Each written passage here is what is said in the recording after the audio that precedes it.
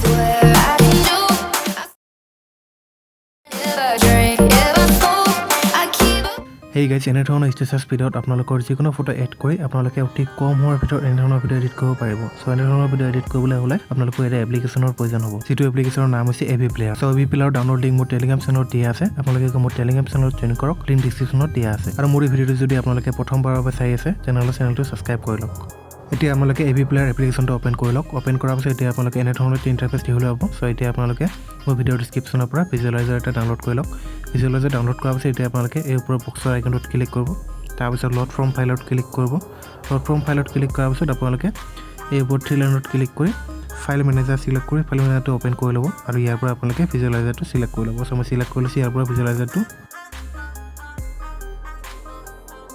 ভিজুৱেলাইজাৰ select কৰাৰ পিছত এতিয়া আপোনালোকে এই লাষ্টৰ বক্সৰ আইকনটোত ক্লিক কৰিব। তাৰপিছত আপোনালোকে এই ওপৰৰ পেঞ্চিলৰ আইকনটোত ক্লিক কৰিব। পেঞ্চিলৰ আইকনত ক্লিক কৰাৰ পিছত ইয়ৰ ইমেজত ক্লিক কৰিব। তাৰপিছত চেনেলত ক্লিক কৰিব। চেনেলত ক্লিক কৰি আপোনালোকে ইয়াৰ ভিজিবলটো আপোনালোকে অন কৰি দিব। অন কৰি দিয়াৰ পিছত চেনেলত ক্লিক কৰি ইয়াক ক্ল'জ কৰি দিব। তাৰপিছত ইমেজত ক্লিক কৰিব আৰু কাষ্টম ইমেজৰ এই আইকনটোত ক্লিক কৰিব। ক্লিক কৰাৰ পিছত পিক ইমেজত ক্লিক কৰিব। পিক ইমেজত ক্লিক কৰাৰ পিছত ফাইল মেনেজাৰত ক্লিক কৰি আপোনালোকে ফাইল মেনেজাৰটো অ'পেন কৰি আপোনালোকে ইয়াৰ পৰা আপোনালোকৰ যিকোনো এটা ফটো চিলেক্ট কৰি লওক। মই ফটো এটা চিলেক্ট কৰি লৈছোঁ ইয়াৰ পৰা।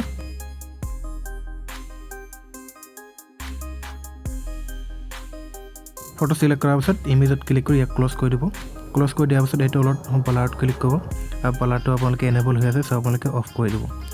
অফ কৰি দিয়াৰ পিছত এই ওপৰ ইমেজত ক্লিক কৰি ইয়াক ক্ল'জ কৰি দিব। ক্ল'জ কৰি দিয়াৰ পিছত তলত লগত ক্লিক কৰিব। লগত ক্লিক কৰাৰ পিছত এই জেনেৰেলত ক্লিক কৰিব। জেনেৰেলৰ ভিজিবলটো আপোনালোকে অন কৰি দিব। অন কৰি দিয়াৰ পিছত আপোনালোকে জেনেৰেলত ক্লিক কৰি ক্ল'জ কৰি দিব। তাৰপিছত ইমেজত ক্লিক কৰিব। কাষ্টম ইমেজৰ আইকন বক্সৰ আইকনটোত ক্লিক কৰিব। তাৰপিছত পিক ইমেজত ক্লিক কৰি ফাইল মেনেজাৰ অ'পেন কৰি ইয়াৰ পৰা আপোনালোকে আপোনালোকৰ যিকোনো এটা লগো চিলেক্ট কৰি ল'ব। চ' মই চিলেক্ট কৰি লৈছোঁ লগো এটা।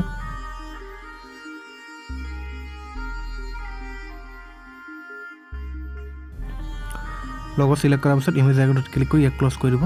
ক্ল'জ কৰি দিয়াৰ পিছত পালাৰত ক্লিক কৰি পালাৰৰ আপোনালোকে টিক মাৰ্কটো আপোনালোকে অফ কৰি দিব। অফ কৰি দিয়াৰ পিছত এতিয়া আপোনালোকে এইবোৰ আইকনত ক্লিক কৰি ইমেজ আইকনটোত ক্ল'জ কৰি দিব।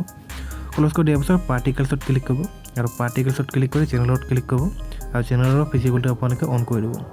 অন কৰি দিয়াৰ পিছত পাৰ্টিকেলছত ক্লিক কৰি ওপৰত ক্ল'জ কৰি দিব। ক্ল'জ কৰি দিয়াৰ পিছত বাৰ্ছত ক্লিক কৰিব আৰু বাৰ্ছত ক্লিক কৰি চেনেলত ক্লিক কৰি আপোনালোকে ভিজিবলটো আপোনালোকে অন কৰি ল'ব। অন কৰাৰ পিছত আকৌ ওপৰত বাৰ্ছত ক্লিক কৰি ক্ল'জ কৰি দিব। তাৰপিছত এতিয়া আপোনালোকে একেবাৰে তলত ইমেজ লাইট অনত ক্লিক কৰিব। ক্লিক কৰি আপোনালোকে চেনেলত ক্লিক কৰি আপোনালোকে ইয়াৰ ভিজিবলটো আপোনালোকে অন কৰি ল'ব। অন কৰাৰ পিছত আকৌ চেনেলত ক্লিক কৰি ক্ল'জ কৰি দিব। তাৰপিছত বালাৰৰ টিক মাৰ্কটো আপোনালোকে অফ কৰি দিব। তাৰপিছত আকৌ ওপৰ ইমেজ আইকনটোত ক্লিক কৰি ক্ল'জ কৰি দিব। তাৰপিছত লাইটটোত ক্লিক কৰিব। লাইটটোত ক্লিক কৰাৰ পিছত এতিয়া আপোনালোকে চেনেলত ক্লিক কৰিব আৰু ইয়াৰ আপোনালোকে ভিজিবলটো আপোনালোকে অন কৰি দিব। অন কৰি দিয়াৰ পিছত চেনেলত ক্লিক কৰিব। আকৌ ক্লিক কৰাৰ পিছত বালাৰত ক্লিক কৰি বালাৰৰ টিক মাৰ্কটো আপোনালোকে অফ কৰি দিব। অফ কৰি দিয়াৰ পিছত ওপৰত আইকনটোত ক্লিক কৰি আপোনালোকে ইমেজ আইকনটোত ক্ল'জ কৰি দিব। ক্ল'জ কৰি দিয়াৰ পিছত এতিয়া বেক কৰিব। বেক কৰাৰ পিছত এতিয়া আপোনালোকে চং এড কৰিব লাগিব। চং এড কৰিবলৈ হ'লে আপোনালোকে এই ওপৰত 3 লাইনত ক্লিক কৰিব। তাৰপিছত লাইভ এড ক্লিক কৰিব আৰু ইয়াৰ পৰা আপোনালোকে যিকোনো এটা চং চিলেক্ট কৰি লওক। চং এটা চিলেক্ট কৰি লৈছোঁ ইয়াৰ পৰা। চং চিলেক্ট কৰাৰ পিছত এনেধৰণৰ লেফ্ট চাইডে চুৱাইপ কৰি ইয়াক ক্ল'জ কৰি দিব। ক্ল'জ কৰি দিয়াৰ পিছত এই তলত 3 ডটত ক্লিক কৰিব আৰু ইয়াত ৰিপিটছত ক্লিক কৰি দিব। ৰিপিটছত ক্লিক কৰাৰ পিছত বেক কৰি ক্ল'জ কৰি দিব।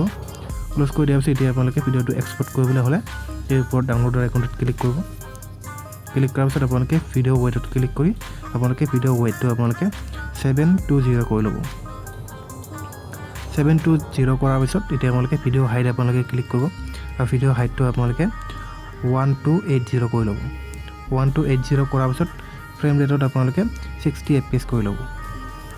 60 FPS কৰাৰ পিছত আপোনালোকে বিট ৰেটটো আপোনালোকে 18:0 কৰি ল'ব। তাৰপিছত বেক কৰিব।